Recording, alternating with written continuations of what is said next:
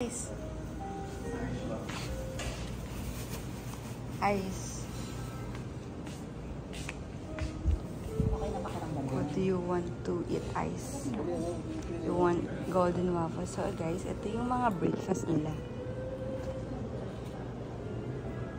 Filipino breakfast, French toast, fruit platter. French toast. May mga ano pa sila.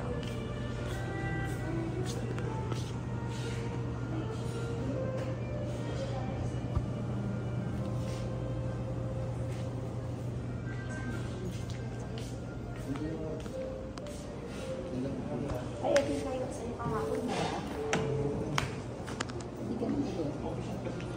Sarap lang yung kahapon. Ito kakapon din.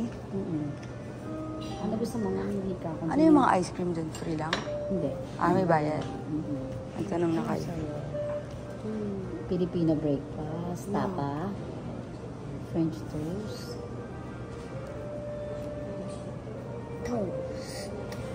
Fruit platters. toaster.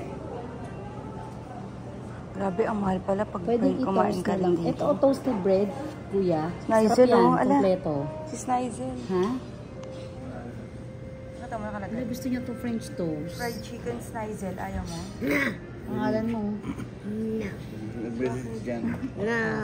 Hindi yan malabas. Magandang Ano yung pangalan mo? Diyan na magkano. Bigyan mo na tayo. Ang dami mo nun. Ano ba naman yan? Magkano lang naman yun? Alagaan naman niya si ano.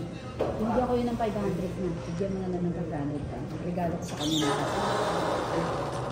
Ayan.